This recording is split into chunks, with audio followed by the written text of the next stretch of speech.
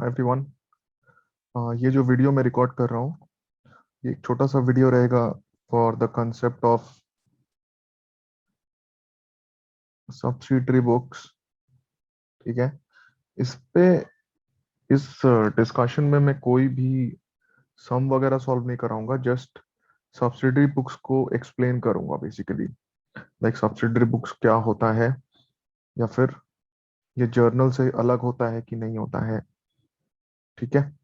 Subsidiary books को और हम लोग क्या बोल सकते हैं? डे बुक्स बोल सकते हैं, या फिर स्पेशल जर्नल भी बोल सकते हैं। ठीक है। तो चाहे आप सब्सिडरी बुक्स बोल लो, डे बुक्स बोल लो, या फिर स्पेशल जर्नल बोल लो, बात बराबर है। ठीक है। नाउ इस टॉपिक को एक्सप्लेन करने से पहले हम लोग को कोई भी बिजनेस में इन दो चीजों का फर्क समझना जरूरी है। कोई भी बिजनेस में इन दो चीजों का फर्क समझना जरूरी है। ठीक है। एक है आपका गुड्स, एक है आपका असेट।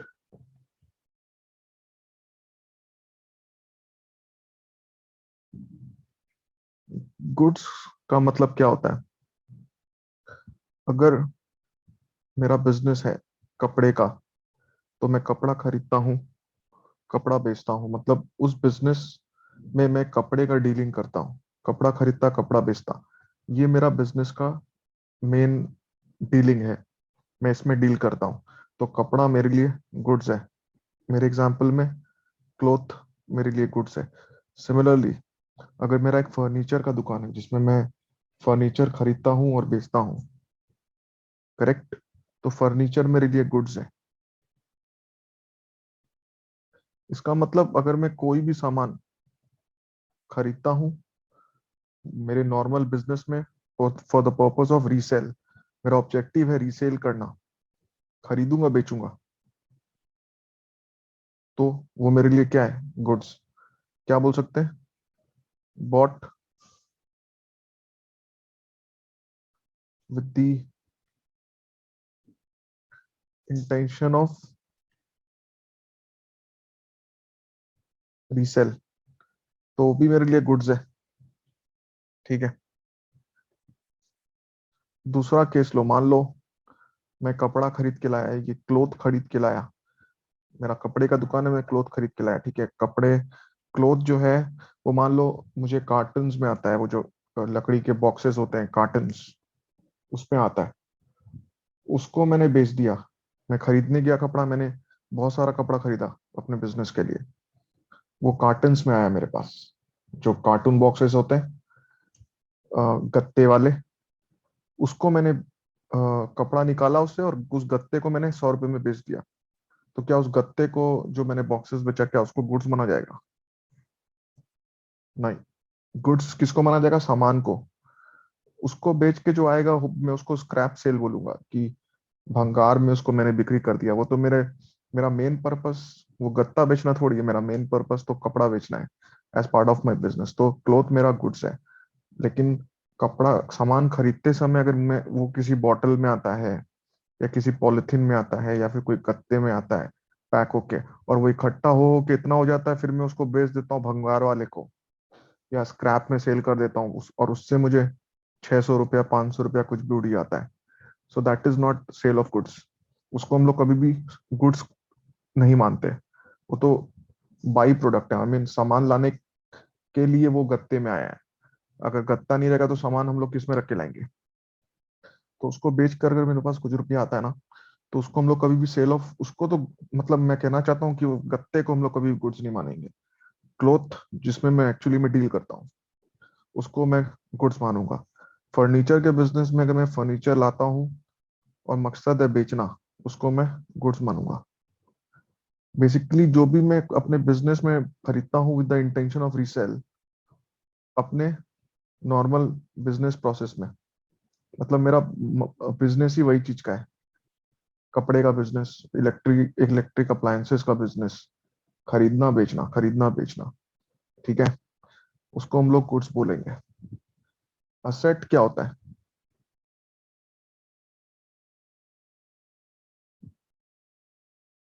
असेट का मतलब हो गया थिंग्स, कोई भी वस्तु जो आप अपने बिजनेस में लाते हो for the purpose of use, for use in business, business में यूज करने के लिए। अगर ये फर्नीचर का डीलर है, फर्नीचर खरीदता बेचता है, तो इसका शोरूम भी होगा ना कहीं पे, और उस शोरूम में भी फर्नीचर लगा होगा कि भैया कस्टमर आके बैठेगा कहाँ पे, मेरे जो इम्प्लॉयज काम करेंगे तो चेयर में बैठेंगे, टेबल में बैठेंगे, तो वो भी तो फर्नीचर ही है।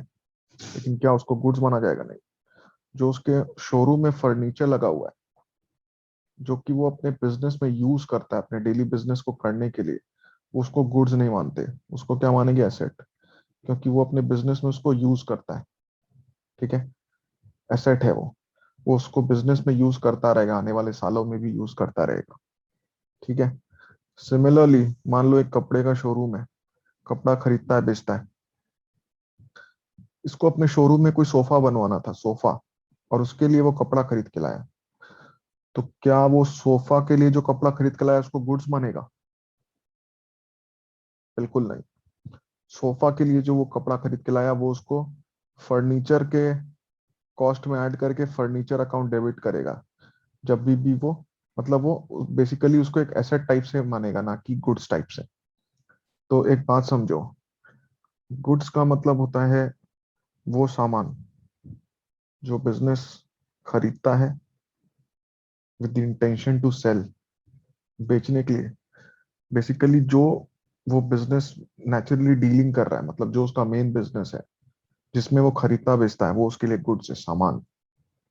और एसेट वो जो अपने बिजनेस में यूज करता है, बिजनेस चलाने के लिए उन चीजों का दरकार पड़ता है, उसको बोलते हैं असेट। असेट नहीं रहेगा तो बिजनेस कैसे करेंगे? गुड्स नहीं रहेगा तो बेचेंगे क्या? गुड्स मतलब जो आप खरीद के लाते हो बेचने के लिए, bought with the intention of reselling the same. Okay, तो ये एक फर्क है। और मैंने एक इसमें ये बताया था कि अगर गुड्स आप लाते हैं खरीद के, वो कार्टन के बॉक्सेस में आता है, पैकेट में रैप होके आता है, वो इकट्ठा होके इतना हो जाता है कि आप उसको स्क्रैप सेल कर देते हो 500 रुपीज में। तो क्या इन कार्टन्स को, प्लास्टिक के पैकेट्स को गुड्स मानेंगे? बिल्कुल नहीं। वो तो सामान लाएंगे तो वो तो पैकेट में ही आएगा, डब्बा में ही आएगा। लेकिन क्या मेरा मेन बिजनेस ये प्लास्टिक बेच, पॉलिथीन बैग बेचना है? क्या मेरा मेन बिजनेस कार्टन बेचना है? नहीं। तो गुड्स मतलब सामान जिसमें मैं नॉर्मल डीलिंग करता हूँ। हाँ, जो बंदा प्लास्टिक, ये जो पॉलिथीन बैग का बिजनेस करता होगा, उसका मेन बिजनेस है पॉलिथीन बेचना और पॉलिथीन खरीदना, उसके लिए पॉलिथीन बैग गुड्स है। लेकिन इस बिजनेस के लिए मान लो ये क्लोथ का स्टोर का नाम है ए क्लोथ स्टोर, ए के क्लोथ स्टोर के लिए ये पॉलिथीन बैग, ये कार्टन के डब्बे जो वो सामान खरीदते समय उसको मिले और उसने बेचे, वो उसको कभी भी गुड्स के कैटेगरी में नहीं लेगा। वो उसको हमेशा एक अदर इनकम या फिर स्क्रैप सेल के तौर पे लेगा। ठीक है, लेकिन गुड्स उसको नहीं मान सकता। तो होपफुली पहले आपको पॉइंट नंबर 1 में जो मैं आपको बताना चाहता था कि गुड्स और एसेट में क्या डिफरेंस होता है, वो आपको समझ में आया होगा। गुड्स मतलब वो सामान जिसमें बिजनेस डील करता है, जो वो खरीदता है बेचता है अपने बिजनेस में डे टू डे एक्टिविटीज में। और एसेट मतलब वो सामान जो वो अपने बिजनेस में खरीद के लाता है for the purpose of using it in business, जो वो बिजनेस में यूज करेगा। ठीक है। और अगर सामान खरीदते समय उसके पास वो कोई पॉलिथीन बैग आ जाता है या फिर कोई कार्टन के डब्बे आ जाते हैं, वो उसको बेचता है ना, तो पॉलिथीन बैग, कार्टन के डब्बे या कोई भी बॉटल, उन सबको हम लोग कभी भी गुड्स नहीं मानते। ठीक है। तो ये हमारा पॉइंट नंबर 1 है। ठीक है। अभी हम लोग चलेंगे अपने पॉइंट नंबर 2 की तरफ, जो पॉइंट नंबर 2 अब मैं डिस्कस करने वाला हूँ। ठीक है। सो फर्स्ट पॉइंट में हमने देखा कि गुड्स और एसेट का क्या डिफरेंसेस होते हैं। चलो पॉइंट नंबर 2 में आते हैं। अकाउंटिंग का डेफिनेशन में आपने पढ़ा होगा कि अकाउंटिंग एक प्रोसेस है किसका? आइडेंटिफिकेशन का, मेजरमेंट का, रिकॉर्डिंग का, classifying, summarising, analysing and interpretation and communication. Okay, point number 2 में हम लोग सिर्फ इसका बात करने वाले हैं। Which is recording. ठीक है ना, रिकॉर्डिंग। रिकॉर्डिंग का जो पॉइंट है वो क्या बोलता है कि बिजनेस में कोई भी फाइनेंशियल ट्रांजैक्शन, क्योंकि अकाउंटिंग में हम लोग सिर्फ उन ट्रांजैक्शन को ध्यान देते हैं जो कि रुपए के टर्म्स में मेजर किए जा सकते हैं, राइट। तो कोई भी फाइनेंशियल ट्रांजैक्शन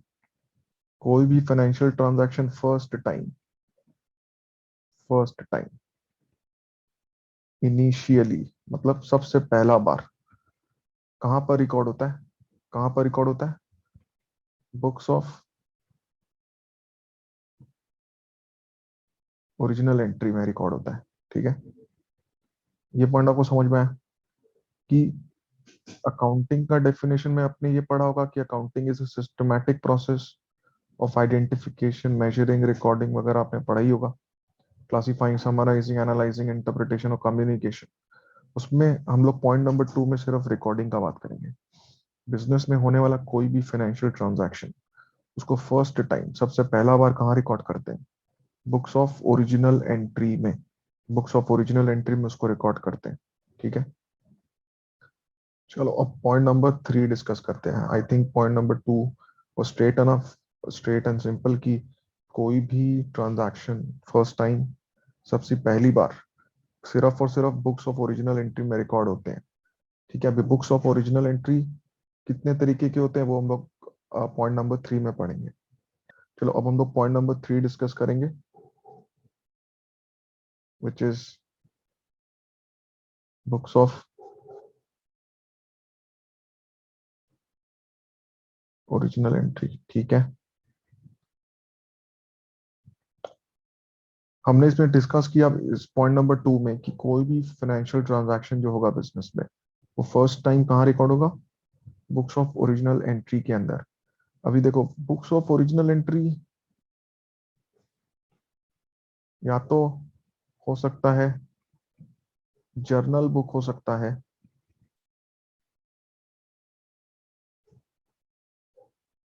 या फिर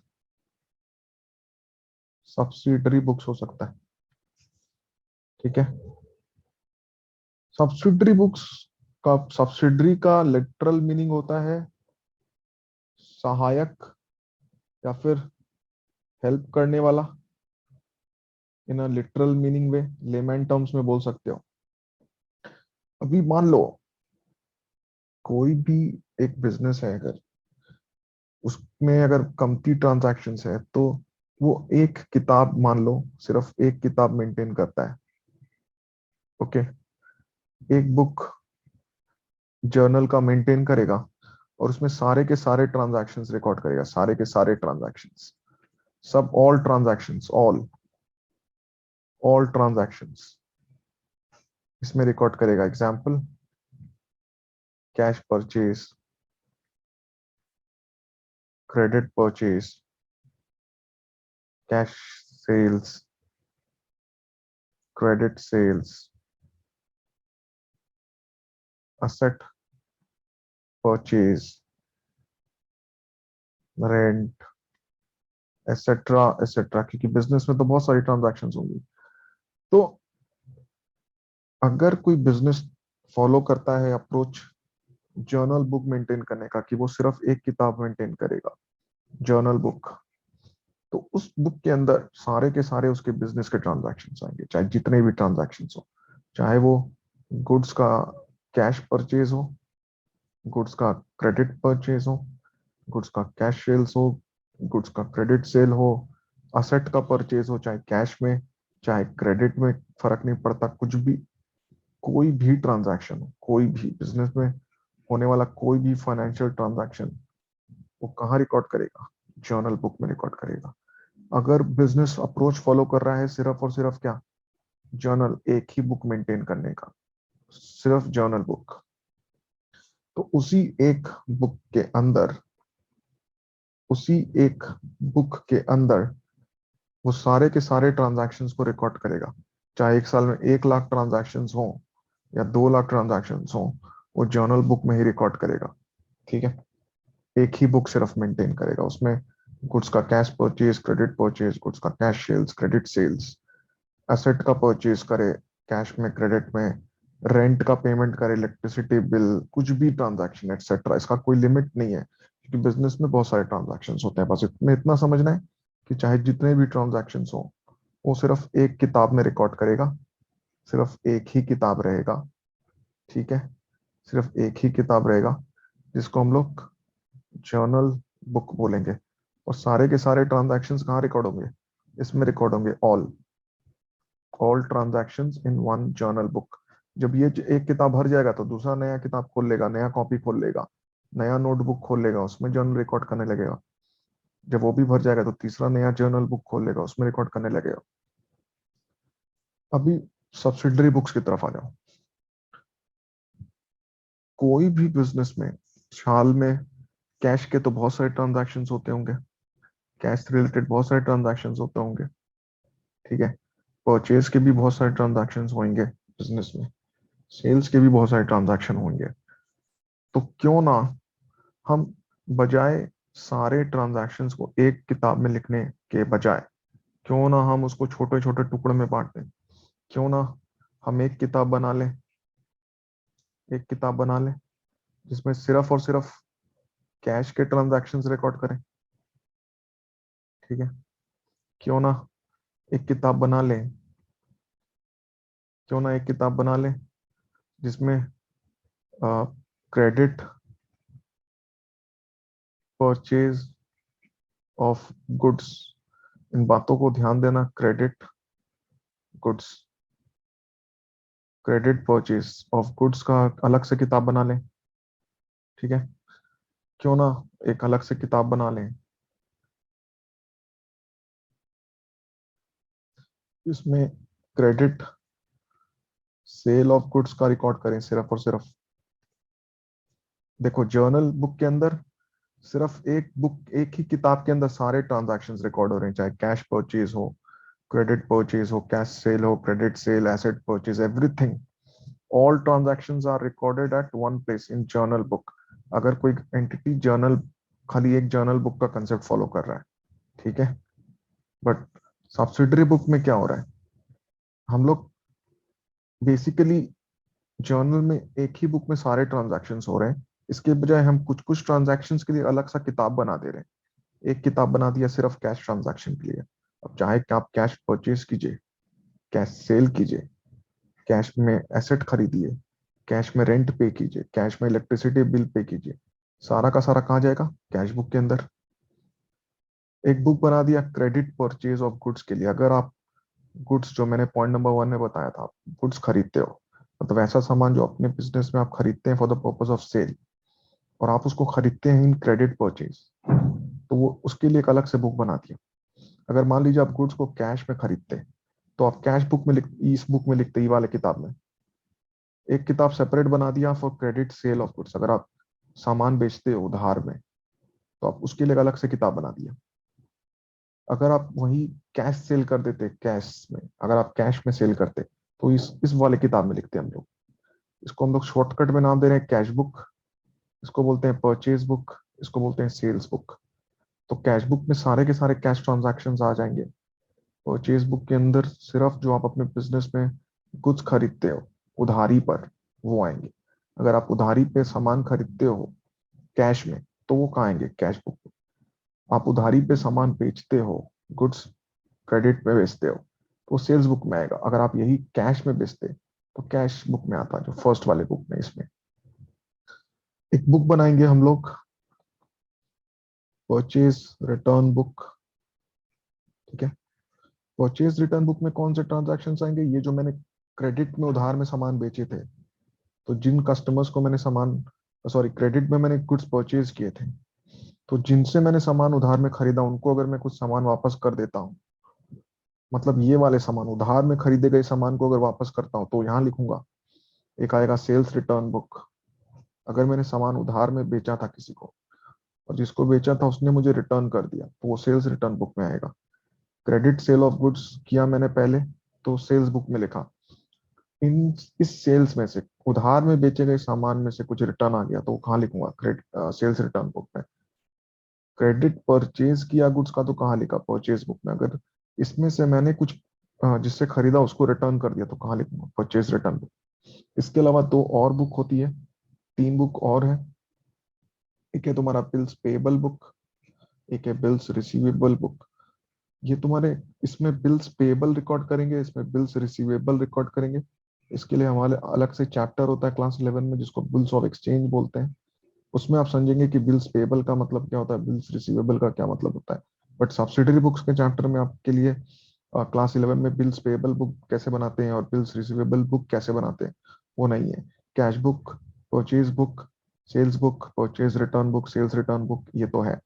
ठीक है। अभी हम लोग सब्सिडरी बुक्स का एक लास्ट जो बुक होता है उसमें चलेंगे, which is called JP, short में लिख रहा हूँ, इसको बोलते हैं क्या है, जर्नल प्रॉपर। ठीक है,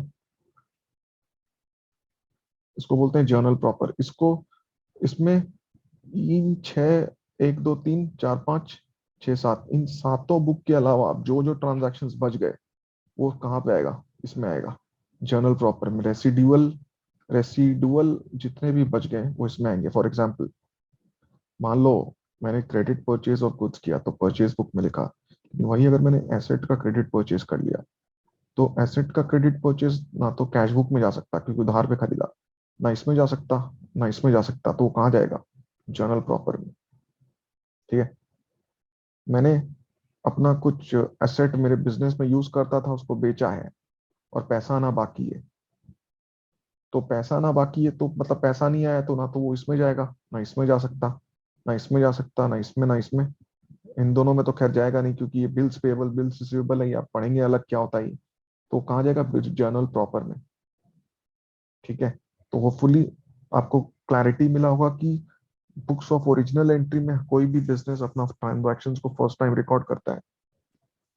बुक्स ऑफ ओरिजिनल एंट्री या फिर कोई भी ट्रांजैक्शंस को रिकॉर्ड करने का दो तरीका है, डिपेंडिंग ऑन द बिजनेस। ये बिजनेस को डिसाइड करना है कि वो कैसे रिकॉर्ड करना चाहे, मैं नहीं बोल सकता उसके बारे में, आप कुछ नहीं बोल सकते। Depending on the number of transactions ये बिजनेसेस डिसाइड करते हैं कि क्या वो सिर्फ एक ही किताब फॉलो करेंगे या फिर छोटे छोटे हिस्सों में मल्टीपल किताब बनाएंगे, मल्टीपल नोटबुक बनाएंगे for recording transaction of similar nature या सेम तरीके के ट्रांजैक्शंस। तो मैंने जर्नल बुक के केस में क्या बोला कि जर्नल बुक के केस में हम लोग सिर्फ एक किताब बनाएंगे जिसका नाम देंगे जर्नल बुक, और इसमें सारे तरीके के ट्रांजैक्शंस रिकॉर्ड करेंगे, ऑल तरीके के, सारे तरीके के ट्रांजैक्शंस रिकॉर्ड करेंगे, चाहे गुड्स का कैश परचेज हो, गुड्स का क्रेडिट परचेज हो, गुड्स का कैश सेल हो, क्रेडिट सेल हो, असेट्स खरीदें बेचें, रेंट पेमेंट करें, इलेक्ट्रिसिटी बिल पेमेंट करें, कोई नुकसान हो जाए, कुछ भी हो, सारा का सारा कहाँ जाएगा, एक ही बुक में, जिसको बोलते हैं जर्नल बुक। ठीक है। कोई बिजनेस ये भी सोच सकता है कि अच्छा हम एक बुक में सारा ट्रांजैक्शंस रिकॉर्ड नहीं करके छोटे छोटे हिस्सों में छोटे छोटे अलग अलग किताब बना लेते हैं। एक किताब बना लेते हैं कैश ट्रांजैक्शन के लिए, जिसमें सारे के सारे कैश वाले ट्रांजैक्शंस, कोई भी ट्रांजैक्शन जिसमें कैश आ जाए वो कहाँ रिकॉर्ड करेंगे, कैश बुक में, जिसको बोलते हैं कैश बुक। गुड्स में खरीदता है मेरा बिजनेस उधारी पर, और क्रेडिट परचेज मतलब उधार पे गुड्स खरीदता हूँ, गुड्स, जिसका मीनिंग मैंने पॉइंट वन में बताया था, उसके लिए परचेज बुक। गुड्स में सेल करता हूँ उधार पर, उसके लिए सेल्स बुक। मतलब इसमें सिर्फ कैश के ट्रांजैक्शन, इसमें सिर्फ उधार में खरीदे गए गुड्स के ट्रांजैक्शन, इसमें सिर्फ उधार में बेचे गए सामान के ट्रांजैक्शन, इसमें परचेज रिटर्न बुक में जो सामान में उधार में खरीद के लाया उसमें से अगर मैं अपने जिससे खरीद के लाया उसको कुछ वापस कर दिया, उसको परचेज रिटर्न बुक। मैंने सामान उधार में बेचा, उसमें से मुझे कस्टमर ने कुछ सामान वापस कर दिया, उसको सेल्स रिटर्न बुक। एक होता है bills payable bills receivable book, जो कि आपके सिलेबस में नहीं है, बट बिल्स पेबल क्या होता है, बिल्स रिसीवेबल क्या होता है, उसके एक अलग से चैप्टर है जिसको बोलते हैं बिल्स ऑफ एक्सचेंज। और एक मोस्ट इंपॉर्टेंट बुक है वो है जर्नल प्रॉपर। इन सातों में, एक दो तीन चार पाँच छः सात, इन सातों बुक्स में जो ट्रांजैक्शंस रिकॉर्ड नहीं हो पाए वो कहाँ रिकॉर्ड होंगे, जर्नल प्रॉपर के अंदर। इसलिए इसको दूसरा नाम क्या बोलते हैं, रेसिडुअल बुक भी बोलते हैं इसको, रेसिडुअल, रेसिडुअल बुक। ठीक है। हमने अभी समझा कि सब्सिडरी बुक्स क्या होता है, बिजनेस के ऊपर डिपेंड करता है कि वो अपने ट्रांजैक्शंस को, सारे ट्रांजैक्शंस को एक ही किताब में रिकॉर्ड करे या छोटे छोटे हिस्सों में बांट दे। तो हमने देखा कि एक होता है आपका परचेज बुक। ठीक है। एक होता है आपका परचेज रिटर्न बुक, एक होता है आपका सेल्स बुक, एक होता है आपका सेल्स रिटर्न बुक, एक होता है आपका कैश बुक, एक होता है बिल्स पेबल बुक, एक होता है बिल्स रिसीवेबल बुक, और एक होता है मोस्ट इंपॉर्टेंट जर्नल प्रॉपर। ठीक है। तो परचेज बुक में क्रेडिट परचेज ऑफ गुड्स, ये बहुत जरूरी है। यहाँ पे सिर्फ और सिर्फ गुड्स जो आपने उधार में खरीदे, गुड्स का मतलब वही जो मैंने पॉइंट वन में बताया, और वो उधार में खरीदे गए हो तभी वो आएंगे परचेज बुक में। परचेज रिटर्न बुक में ये जो मैंने उधार में गुड्स खरीदे हैं, इसको मैं अगर रिटर्न करता हूँ, return of goods purchased on credit, जो मैंने गुड्स उधार में खरीदे उसमें से मैं गुड्स जिससे खरीद के लाया उसको वापस कर दिया, तो वो कहाँ आएगा? परचेज रिटर्न बुक में।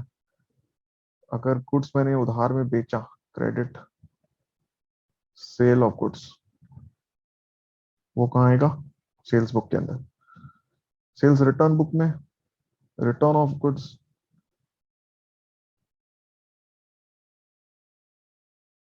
सोल्ड ऑन क्रेडिट, मैंने जो सामान उधार में बेचा उसमें से कस्टमर ने मुझे कुछ सामान वापस कर दिया जो उधार में बेचा था उसमें से, तो वो आएगा सेल्स रिटर्न बुक में। ऑल कैश बुक के अंदर ऑल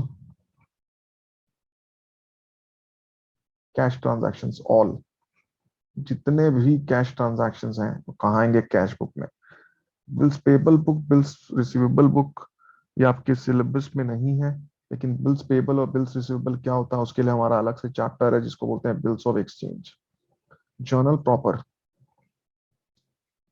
रेसिडुअल, इन सातों बुक में जो ट्रांजैक्शंस नहीं आ पाए, फॉर एग्जांपल मैंने क्रेडिट परचेज ऑफ गुड्स किया तब तो वो परचेज बुक में आ गया, लेकिन अगर मैं कैश परचेज करता तो कैश बुक में चला जाता। अगर मैं क्रेडिट परचेज ऑफ एसेट करता तो वो जर्नल प्रॉपर में आता। कैश परचेज ऑफ एसेट करता तो कहाँ जाता? कैश बुक, बिकॉज सारे के सारे कैश ट्रांजैक्शंस कहाँ जाते हैं? कैश बुक में। इसका कहने का मतलब है जर्नल प्रॉपर एक रेसिडुअल बुक है जो कहीं इन सातों में कहीं ना जा पाया। ऊपर वाले जो सात बुक है ना, एक दो तीन चार पाँच छः सात, इन सातों में जो नहीं जा पाया वो कहाँ जाएगा? जर्नल प्रॉपर में अंदर। ठीक है। जर्नल प्रॉपर के अंदर आपके सारे बचे हुए ट्रांजैक्शंस चले जाएंगे जो इन सातों में नहीं जा पाए।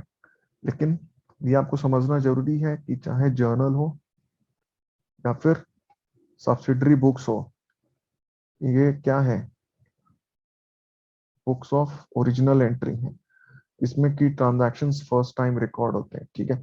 सब्सिडरी बुक्स को कभी भी लेजर के साथ कंफ्यूज मत करना। सब्सिडरी बुक्स लेजर नहीं होता। सब्सिडरी बुक्स एक बुक्स ऑफ ओरिजिनल एंट्री है जहाँ पे ट्रांजैक्शन फर्स्ट टाइम रिकॉर्ड करते हैं।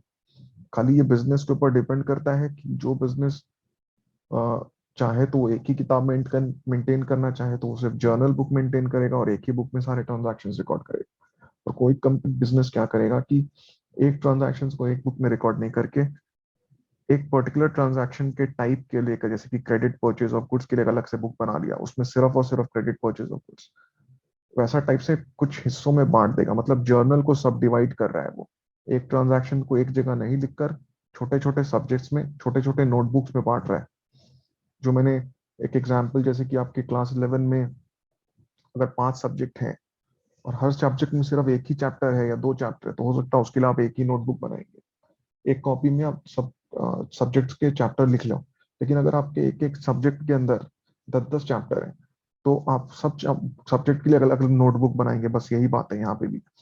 बिजनेस में अगर नॉर्मली क्या होता है कि बिजनेस में अगर ट्रांजैक्शंस कम होते हैं, एक साल के अंदर ट्रांजैक्शंस कम है, तो वो सिर्फ एक ही किताब बनाते हैं जर्नल, और उसमें सारे के सारे रिकॉर्ड कर लेते हैं ट्रांजैक्शंस को। ठीक है। लेकिन नॉर्मली अगर ट्रांजैक्शंस बहुत ज्यादा है तो वो क्या करते हैं कि जर्नल को टुकड़ों में बांट देते हैं और एक टाइप के ट्रांजैक्शंस को एक किताब में लिखते हैं, दूसरे के दूसरे किताब में, और जो भी ट्रांजैक्शंस इन सातों बुक्स में नहीं आ पाते वो कहाँ जाते हैं? जर्नल प्रॉपर के अंदर। ठीक है। रेसिडुअल बुक भी बोलते हैं इसको रेसिडुअल बुक भी बोलते हैं, क्योंकि इस सातों में से जो नहीं आ पाया, जो बचा कुचा जो ट्रांजैक्शंस बच गया, वो जर्नल प्रॉपर प्रोवाइडेड जो बिजनेस है वो सब्सिडरी बुक्स का कंसेप्ट फॉलो कर रहा हो। अगर बिजनेस जो है वो जर्नल बुक का ही कंसेप्ट फॉलो करता है, तो सिर्फ एक बुक में ही वो सारा ट्रांजैक्शन रिकॉर्ड कर लेगा। लेकिन सब्सिडरी बुक का करता है तो उसका मर्जी है कि वो कितना बुक्स फॉलो करे। परचेज बुक बना सकता है सेपरेटली, वो परचेज रिटर्न बुक बना सकता है, सेल्स बुक बना सकता है, सेल्स रिटर्न बुक बना सकता है, कैश बुक बना सकता है, बिल्स पेबल बुक बना सकता है, बिल्स रिसीवेबल बुक बना सकता है। जर्नल प्रॉपर तो रेसिडुअल है कि इन सातों में से नहीं आया कुछ तो वो आएगा। लेकिन इनके अलावा भी अगर कोई बिजनेस चाहे तो और भी वो कोई और भी ट्रांजैक्शंस के लिए बुक बना सकता है, वो उसका मर्जी है।